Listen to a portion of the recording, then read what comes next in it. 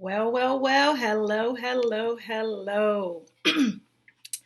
It is December 31st, 2019. Thank you guys for joining me on this. What is it? It's Tuesday. I'm used to being on here on Wednesday. So, this Tuesday evening. And I appreciate you taking the time out the last day of the year to spend some time with me and to connect with me and have conversation with me around some insights that I've gained in this last year. So thanks for joining me. As always, if you are joining me live, make sure you give me a thumbs up emoji and let me know that you're here so that I can say hi and give you a shout out. If you are joining me via replay, which means it's probably after the new year, then give me a wave emoji and Happy New Year to you. Hey, Tammy, thanks for joining me. I appreciate you for joining me. Go ahead if you have some friends and some people who you know would probably benefit or just enjoy this live conversation tonight. Go ahead and share the link with them and let's get the party started. Why don't we? I almost did not do a live tonight because I was thinking, hey, Tanya, hey, Michelle, thanks for joining me. Thanks for the thumbs up. I'm so excited that you guys are joining me. So keep on letting me know who's here. So here's the deal, guys. Before I even get started, let me go back and say this. My mission, my passion in life is to help people discover and embrace the freedom they have to flow in their divine purpose. That is my life's work. Is nothing like not just being free, knowing that you're free, but embracing that freedom and flowing in that freedom to be the person God's called you to be, so you can do the things in this earth that God's called you to do. And so I'm really grateful to be able to share this with you and to be able to flow with you.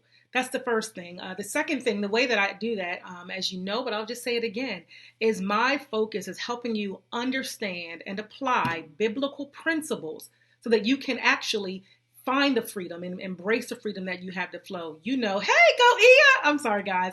Hey, sis. I am all about using biblical strategies and principles. My faith is the foundation of my life. And I'm telling you from experience what I know, that when I have allowed God's word and his influence and his principles and his strategies, the way that he thinks, infuse my thinking, infuse my life, it's been nothing short of amazing. Not that it hasn't been hard and challenging, but oh my God, some of the things I'm going to share with you tonight, you'll get an idea of what I'm talking about. So that's what I'm all about. And tonight I am so excited because we're going to talk about three things. I'm going to just share three things that I want to, three things I want to share with you. I can talk tonight, y'all. I don't know what's going on.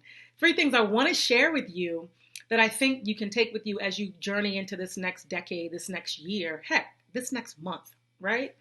So we're going to get started. So here's what I want you to do. Comment below if you have done some type of reflection of the last year of your life or the last decade of your life or both. So comment below and let me know if you're one of those people who does a lot of reflection, you've kind of thought through some things about the last year of your life, the last decade of your life, or you've done both. And so I've done that. I'm very much a big person of reflection, and I think it's super important that we take the time to reflect on where we are, right? Where we are, how we got there, right?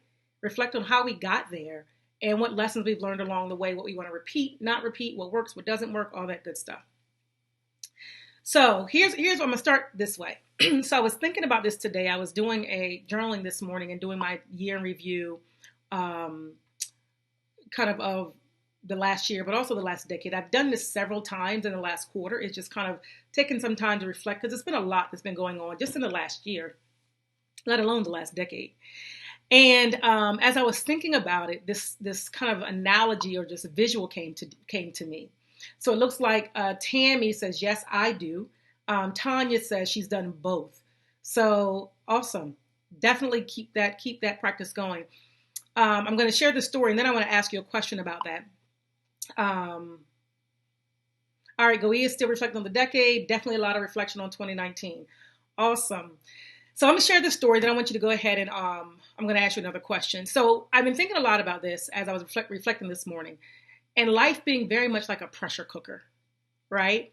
And I was thinking about this because I have had a lot of intense moments in this last year. I've been under a lot of pressure, like a lot of pressure. So much so there were times that I really felt like I was going to pop. I like literally I was going to lose it. Like I really struggled with some things mentally and emotionally, things that happened to me of no result, nothing that I could have done to prevent it, and things that happened as a result of my own decisions or choices, or things that I didn't even know were happening in my own life. And as a result, you kind of see how your own thinking plays out, and you're not always aware of kind of what that thought process is, right?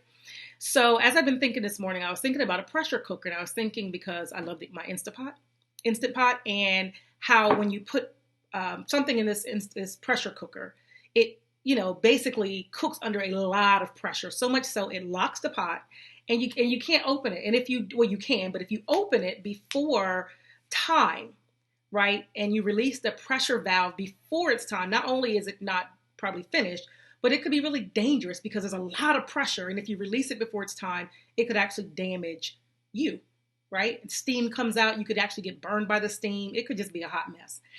And so I realized how life has been a lot like that for me. I know some people in my circle, people that I've met as I've coached, as I've been speaking this year, doing my Flow 2.0 group. Just I'm noticing like people have been under some pressure, and it's hard. Sometimes it's hard and it's exhausting. And so what I was thinking about this morning as I was reflecting, sometimes when you're thinking about all those things, it can get really heavy. You start to feel the emotion of it. You start to feel the pressure of it. But as I started thinking and reflecting on everything that has happened in my life, that has got me to where I am, I actually began to be really grateful. Seriously, y'all, I was really journaling my gratitude. And so what I thought about was how I could share. This is not like my normal live where I have my 3 points, although I have 3 points, but where I have 3 points and I'm going to explain and all that. I'm just going to talk to you very organically about these 3 things that I saw over the last decade that I think you can take with you to 2020. And if you're on my email list, you would have seen this email where I said, it's a lot of hype around a new decade. It's a lot of hype around a new year. It's just right? That's what we always do. But the more I thought about it, some people really aren't hyped about the new year yet because they're in a season where it's still challenging and God's still taking them through some things.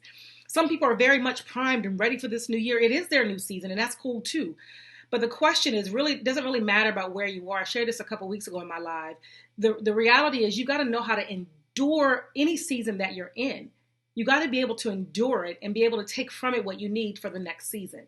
And so one thing I learned about this is really how to endure pressure, how to endure life. And pressure doesn't always mean it's bad. There could be pressure that's bad. It could be pressure that's good. You got a new job or a new relationship, or, you're starting a new business. There's still a lot of pressure. It could be good pressure, but you've got to be able to bear up under the weight of that if you want to live a life that people can really be impacted by your divine flow. So I want to ask this question before I share these 3 things. Tell me if you had one word or phrase to describe 2019. Type that comment below. One phrase or one word or one phrase to describe 2019. Comment below. Let's see. Michelle says, I think you guys can actually see this on the screen. I wasn't receptive to the idea because it's been difficult. I was afraid. I thought about it. I'd start to complain. I didn't want to go. I understand. Oh, I love that. I didn't want to curse my own journey. And it is, reflection's hard. It's not easy. It is not, especially when you've had some challenges along the way. And I love what she said at the end. I realized that God has been there and will continue to be there. And she survived. Let me tell you something. Hands up, straight up for those who survived. Like straight up. Just the fact that you made it this far in your right mind is a blessing. Because life can really throw some blows that can knock the wind out of you.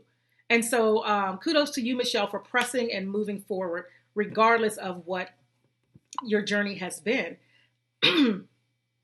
Oh, testing yet full of growth.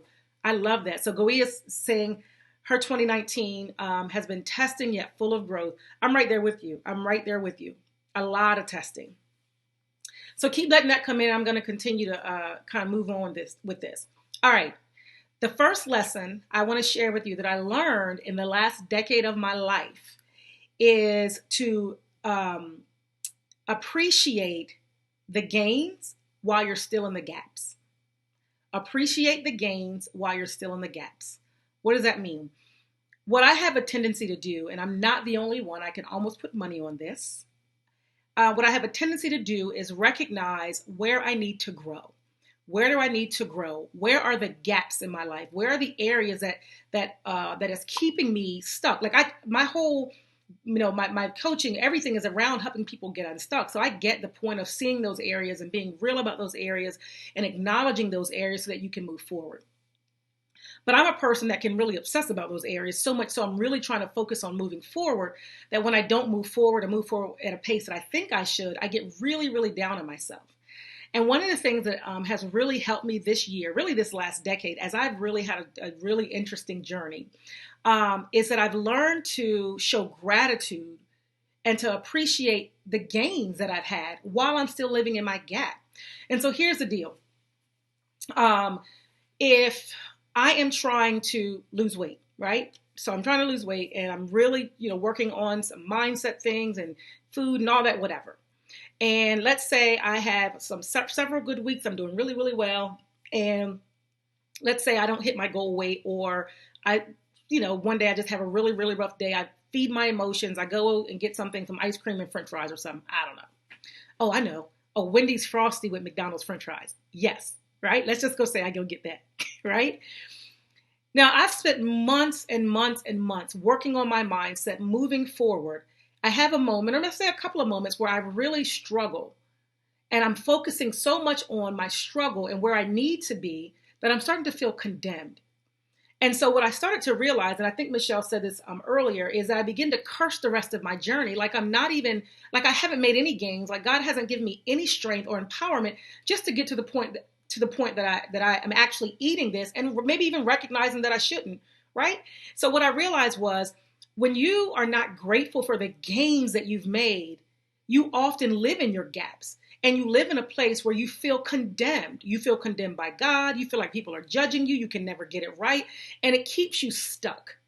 It keeps you stuck in this pattern, inconsistency, self-condemnation. And so you never actually move at the pace or to the level of your life that you desire. And so what I started doing, one of the things that I did this year is and I'm still continuing this into 2020, I started memorizing Romans chapter 8. And for those of you who know this scripture, the very first thing in Romans chapter 8, verse 1 says, therefore, there is now no condemnation for those who are in Christ Jesus. Right? In other words, I've memorized the first 15 verses. And what I realized in this process of memorizing this scripture was that the reality of my decisions and my sinful nature, things that I do that I know I shouldn't do, and the areas that I struggle, they don't condemn me. The condemnation doesn't come from my decision. The condemnation comes from the enemy of my soul. Right?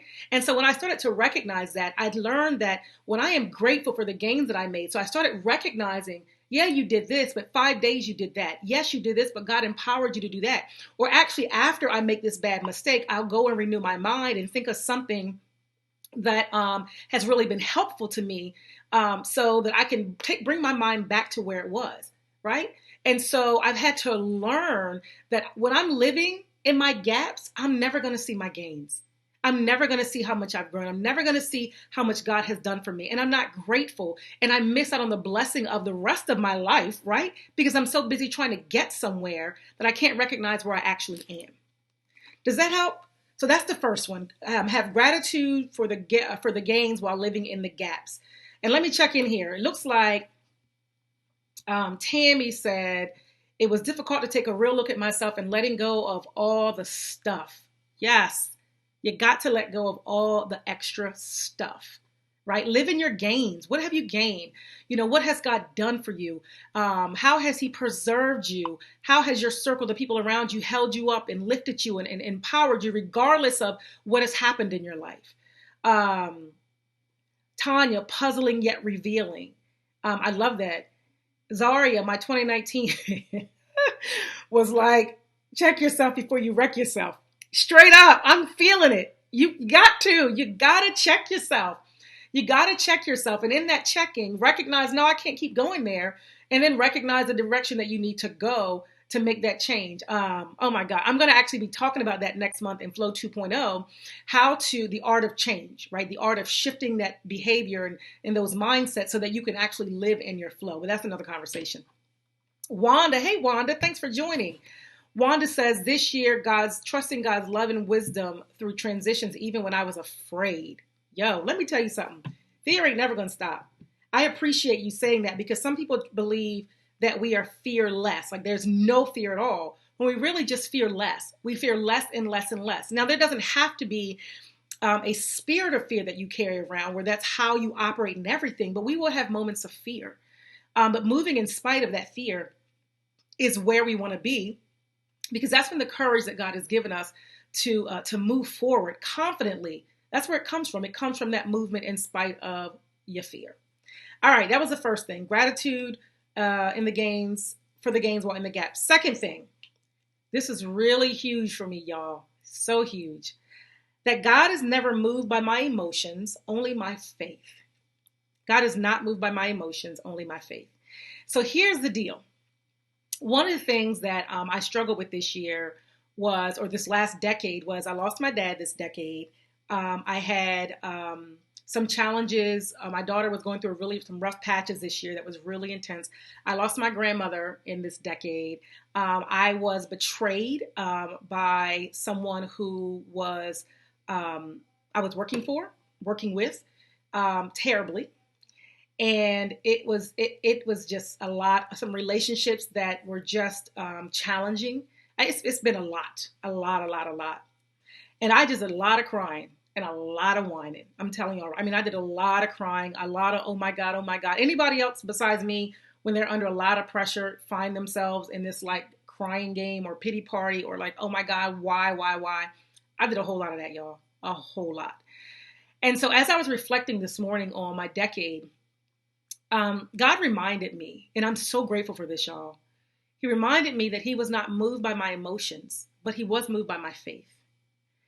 So it wasn't so much that I was crying, having a pity party, complaining, pissing and moaning, all the things you can name it. What he was really moved by was that in the midst of all of that, I still trusted him. He checked me and he disciplined me for all the crying and the whining, and not in a way that says, oh my God, how dare you not feel? But hey, let's bring it back and bring your eyes on me so we can recognize what I'm actually doing in this. And so what I realized was that my emotions, if God, this is why I love God. This is why my faith is in God and why I'm so passionate about my faith. Real quick, I'm gonna stop. Keith, I see that I do ask why. But you're right, he is moved by the faith. Absolutely. And I did a whole lot of asking why. Why? What do you want me to do? How can I fix this? What are you wanting from me? I don't know what else to do. All of that. And I love God because he was so gentle and so kind to me. He was a firm father. He was a firm, God, if you will. He's my father, right? So I call him my heavenly father. And so he was really firm and loving. But he challenged me in areas that I didn't want to be challenged. He disciplined me in places I didn't want to be disciplined because he reminded me in Hebrews, he reminded me that I discipline you because I love you, because I care about you. And I want to see this right living out of your life, a life that you can see the abundance that I have for you. And not just material abundance, right? We're not talking, it's not even about that. And I'm telling you, once you get to the point where you really know your faith and the depth of who you are, you get beyond all the material stuff. It's nice. I'm not knocking it, but there's something deeper, right? And that's going to be point number 3 we'll talk about in a second. But back to this, he's never moved by our emotions, only our faith. And so if you think about it, as a story in the Bible, Hannah was crying out. I mean, she was crying because she wanted to have a baby and she couldn't have a baby. And she was crying out. And then the priest saw her and God responded to her, right? So people, sometimes say, he heard her tears and he bottles her tears. It's all true. He heard her. But what God responded to was Hannah's heart of faith. And you know why? Because she knew who to cry to. So it wasn't so much that I was crying, and I really was crying and moaning, some to God, some to people. But what God recognized was I'm moving on your behalf. I'm putting things in order on your behalf because I see your faith. And I was reminded this morning that I am so glad I don't have a God that is simply moved by my emotions. Because if he's moved by my emotions, and my emotions are fickle, y'all, I already told y'all how this can happen sometime, right? If he's moved by my emotions, then every whim and everything that's happening in my life, he's dodging all these things. And I'm never going to find the stability that he wants for me in my mind and my emotional life, my mental, emotional health, so that when I'm living a life that's stable. And so we want to cry, and that's nothing wrong. Y'all know I'm all about letting your emotions be a part of your life because God gave them to us, right? I always say this. I'll say it forever, right? Our emotions are an indicator, but they are not a dictator. And so what I love is that God has shown, he reminded me this morning in my review, my decade review, he was like, babe, listen, it's not your emotions that move me, it's your faith. I'm okay with the crying and all that stuff. I can, course correct you if I need to. I can teach you how to manage your emotions, how to have emotional sobriety. But while all that's happening, your faith is what I'm seeing.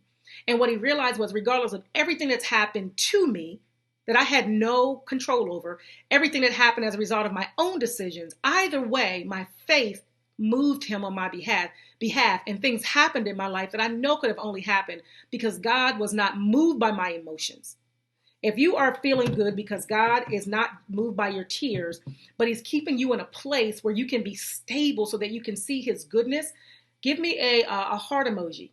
Give me a heart emoji if you are really grateful that God wants you to be stable and see your best life, and he won't let your emotions move him to a place where he's going to take you out of the pressure cooker before it's time. I'm grateful for that, y'all. That is one thing I'm super, super grateful for. So let me see. Taj. Hey, Taj, my girl's on. God is not moved by emotions, only our faith. Absolutely. And feel free to comment below if anything that I'm saying is sticking out to you. If there is something that, is like, oh, that's good stuff. Let me know. I'm hitting what you need me to hit. If you have any questions or comments, make sure just comment throughout this live, and I'll do my best to, to chime in. Michelle gave me a heart emoji. Zaria gave me a heart. Tanya gave me a heart. Y'all, I'm with you. One thing I realized this morning, I'm like, God, thank you so much for being a consistent father that never changes. You don't change and move because of what's happening in the world. You don't change and move because people don't agree with you or they agree or disagree with you. You are a constant father, and you're always constantly moving me to my best self. And my best self is the self that you gave me. It is living your life, living your life so that your light can shine through my life, and that I can have an impact in the lives of people that you've placed in my circle of influence. All right. Here's the third and last one. I'm hoping I get a visitor tonight, y'all. I have somebody I asked to join me because I wanted her to share something she's learned this year that I think is powerful. But we're going to see. A couple more heart emojis are coming in, so thank you guys for that. So here we go. Here is the last wisdom insight that I want to give you that I've learned in the last decade of my life.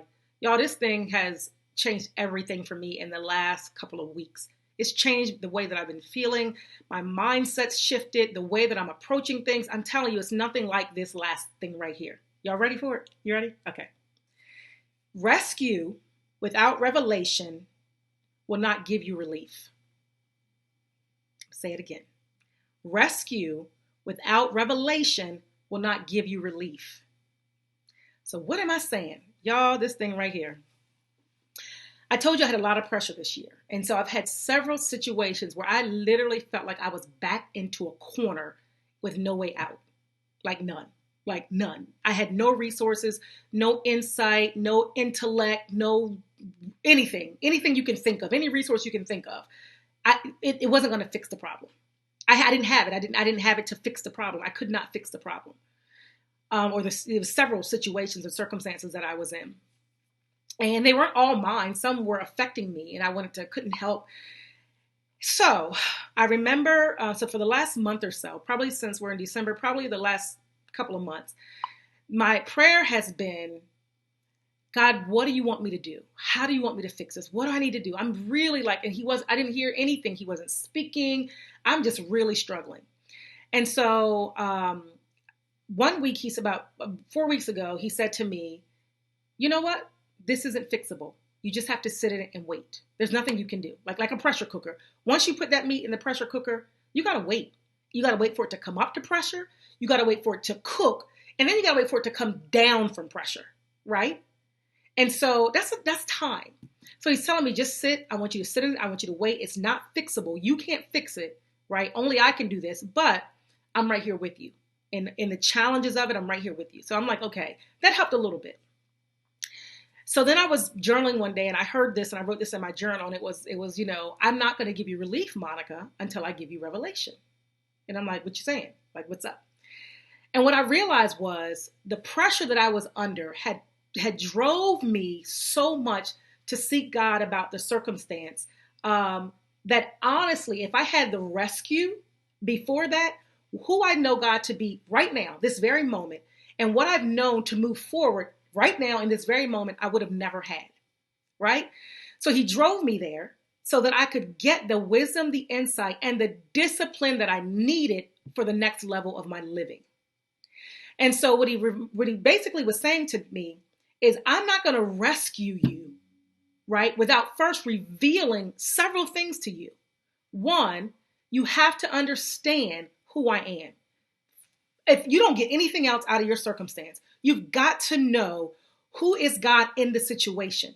Not who do you want him to be, not who do you think he is, not what other people say he is, but who is he actually in that situation? What is he trying to get you to understand about him so that he can do the work in you and in the situation so that he can be glorified, obviously, and so that you can experience that good. I'm telling you, I was blown away. And so what I realized was the revelation that I needed, one was I needed discipline. There was an area of my life that God was disciplining me. I'm thinking like, what is it? What's going on? I'm going through all this stuff. And he's saying, honey, no. This is discipline. I'm not punishing you, but I'm disciplining you because if I don't, what I want to put into your hands, what I want to put into your life, the impact that I want you to have, you're never going to be able to get there because you are not at a place that this part of your life is fortified to withstand the pressure. And so I'm not rescuing you. And you got to sit in it and you got to wait. And there's nothing you can do about it. Now, you can try to relieve the pressure valve if you want, but it's going to cause some damage along the way. I can just tell you, it will. And so when you are rescued from a situation, and for those of you who have been praying this prayer, oh my God, I am so over this. When is it going to be over? When is this going to stop? All of that, right? If you're there and you're doing all of that, maybe God is saying, I haven't revealed to you yet what needs to be revealed.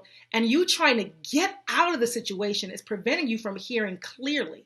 Perhaps you need to sit still, get clear, and let God give you revelation and not just rescue. I guarantee you, I'm telling you what I know because when he revealed these things to me, several things, I told my husband some things. I talked to my daughter about some things and some friends that I know and had to do some things. I had a responsibility, right, to talk to some people and do some things. And the pressure that I had been feeling for much of this last quarter of the year, I'm telling you, just like that. And here's what I realized. The relief that I wanted wasn't to be out of the circumstance. The circumstance is still here, just so you know. The circumstance has not changed. The circumstance hasn't changed. But my perspective and the pressure has been relieved. Because what I know in this circumstance is the God of the circumstance is prevailing. And what he's shown me about him in the circumstance has strengthened my faith in such a way that I'm not hopeless or helpless. Got it? Got it, y'all? So rescue without revelation will not give you relief. You will only get relief when the revelation of who God is in your life and what part you play in that, what he wants you to do in that, has been made clear to you. Once that, and you can't rush revelation. You just got to wait till God gives it to you. You can't rush it. God will do it in his timing, but you can't hinder it because you're moving and trying to get out of all this stuff. You're trying to move too fast. You're not sitting still. You're not hearing. And so you're hindering your process, staying in that pressure cooker too long, right? When God is like, hey, I think we're ready, but you got to hear. So chill. This might not be your year of whatever, I don't know, 2020 vision for some people and whatever all the sayings are now. This might be your year, right? To just sit still.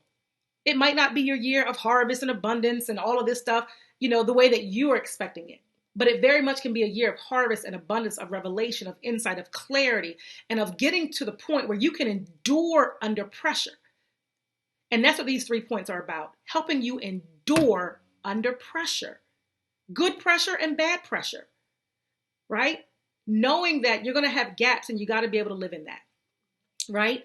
And you got to live in that with gratitude, knowing that, you're going to want relief from some situations. You might not get it. So what happens if you don't? Can you not prosper? Can you not live well? Can you not have joy? Can you not have gratitude because where you want to be, you're not there? If so, what does that say about the God that you serve? What does it say about your expectations of your own self? That you can only thrive in situations that you feel are beneficial to you? Hey, y'all, I ain't knocking. I've been there. I've struggled there. Oh my God, have I struggled there. But God is teaching me. Then I was at church a few weeks ago and our pastor did this series about Babylon, I forgot the name of it. Oh, God has a plan. And one thing he can say is that, you can prosper in Babylon. You can get settled in Babylon. And Babylon in the Bible, for those who don't know, was a place that the Jewish nation was exiled to. They were actually taken captivity, and they were, taken captivity and exiled to Babylon. That wasn't their home. But even there, God said, I'll reveal myself to you. That's where Jeremiah 29:11, all the plans that I know the plans I have for you, says the Lord, all the stuff that we like to quote. It came from when they were in captivity. In other words, while you're still here in captivity, I still got a plan. You can prosper here. But here's what he says in verse 13 and what he reminded me this morning. It's when you seek for me with all of your heart that you'll be found by me. It's while we're in these places that God is saying, I want you to seek me deeper, get a deeper revelation and understanding of me. And it's through your ever increasing knowledge that you understand what you have for your life and what you have in me. And I'm telling y'all, I was like, that thing this morning, I was like, that's it. Like that's what this last decade, if I even had to just pick one, it would have been that last one. This last decade it's not about rescue. It's about revelation so that I can then do what needs to be done. It's nothing like being clear. Got it? Any questions? Any comments? Tanya says, this helps. Tammy says she gets it. I'm glad because this was huge for me. Huge for me. I'm trying to see if I was going to have my daughter, actually, that was my little visit. I was going to have my daughter come and share something she shared with me today. I asked her to hop on, but I don't, she's supposed to knock on my door, y'all, but she's not up here. So we just going to let that thing be. But anyway, any questions, comments, anything that stands out to you, anything that you want to share in the comments about your 2019, how you're going to be going into it different. What's your mindset going to be as you go into it? And I do want to say this, y'all. Let me tell y'all something. Let me tell you, I get the hype of New Year's and new things, new beginnings, but every single day that you get up is new mercies. It's a new beginning. It's new opportunity. And tomorrow, Lord willing, we're all here, right? In the next several hours, it's going to be no different. What's different, right, is it's a new date on the calendar and it's new opportunity for you to make a decision about how you want to engage and invest in your life. So before I go, I'm going to mention a couple of things. One, if you're not on my email list, definitely go to monicaspate.com and join the Flow Tribe. I'm going to be doing some fun stuff this year. I got some great things planned. I'm excited about what I'm going to be sharing and training to help you get to that place I know you desire. The second thing is Flow 2.0 is my monthly coaching community. And we're doing a series now called Mindset Makeover. And in that series, what I'm teaching really is how to break free from mental strongholds. In other words, how to break free from these limiting beliefs and thought patterns that have been erecting themselves in your mind probably since you were a child. And they come from experiences and all kinds of things that we've experienced in life. And so I'm teaching how do you identify them, and then how do you break free from them. And so I'm doing this series. And I started last month. It's going to go through February, but Flow 2.0 is going to be reopening soon. So if you're interested in joining Flow 2.0, it's a monthly coaching community where every month I'm going to be training and teaching you how to move dimensionally into the next level of your flow. And so if you're interested in that, I want you to go to monicaspate.com. I'll also add a link where you can join the wait list. And when it opens, I'm going to send an email out, let you guys know what's going on, how you can be a part. Because after in the series, we're going to be doing a mindset makeover challenge, where we're going to be focusing on particular areas, and we're going to actually have an accountability challenge where we are going to be really intentional this year about making sure we conquer mindsets and thought processes and patterns that have been hindering us. Enough is enough is enough. That's what we're going to be going into. And the series that we're going to be doing after that is going to be a series on fear. I'm going to be talking about fear of rejection, fear of responsibility, the root of fear. It's just going to be awesome. So make sure you join the waitlist so you can find out about Flow 2.0 and, hopefully join us in the new year. All right, let me see. Awesome. Hey, Ronchelle, thank you for joining. Definitely join the wait list. Michelle has just commented how she's coming out of a season of barrenness and grateful for the experience of flourishing in 2020, and God's already moving. Let me tell y'all something. One thing I've learned to appreciate is those seasons, as Michelle says, those seasons where it feels like you're barren or you're in the wilderness. And I heard this years ago, and I want to leave this with you. Even your wilderness, right, in those barren seasons is holy ground as long as God is there with you. It is sacred. And he is doing something in those seasons. So Michelle, I am praying that whatever he did for you in those seasons, you will see the fruit of that in years to come. And that, you being able to bear up under that and endure that season with your faith. I am praying that you will see the benefit and the fruit of that. I know God will come through and show you those things. And so what we do, nothing that we do, guys, nothing is pointless. Nothing is wasted.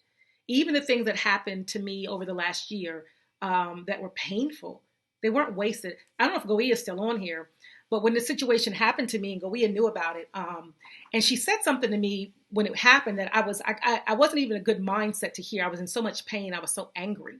And she said to me, Monica, you probably don't realize this, but this is a blessing. This is a blessing. And I was just like, it was hard. It was hard. It was so hard. It was painful. It caused me so much hardship. I can't even begin to tell you. But you know what? She was right.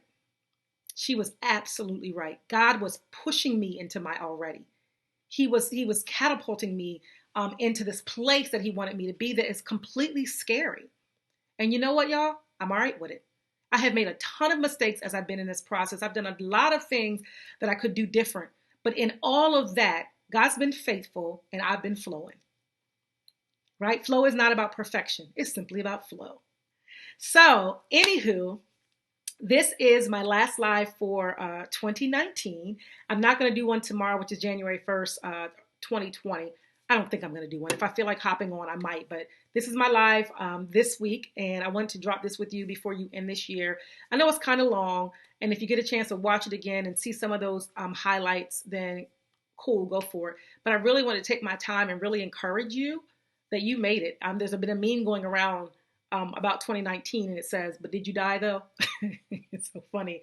But we didn't, right? We're here. At least, right now, hopefully none of us die before midnight, right? But seriously, the truth is, it was purposeful. It was intentional. We are destined for greatness. We are designed for greatness, and God is developing us for greatness. All right, guys, thank you so much. Hopefully, if I get the person to join me, I might jump in tomorrow and just do a conversation with her. Anyway, I hope you guys have a great, blessed, happy new year. Happy New Year, Keith, and I'll let Slim know, which is my husband. I'll let him know that you said Happy New Year. And chime in, let everybody know Happy New Year. I love each and every one of you. Thank you for flowing with me, and thank you for allowing me to live in my flow. Until next time, all right? Stay in your flow. Oh, guys, before are you going? Come in. Oh, is it locked? Come on in. Guess what? I'm sorry if you're still here. My visitor just popped in. How about that? You know what? We're going to do it tomorrow. You here tomorrow? Hey, we're going to go. I'm going to actually come on tomorrow. Impromptu. I'm going to still come on tomorrow, and I'm going to actually have an interview with this young lady. All right? We'll do that. So join me tomorrow. I think tomorrow.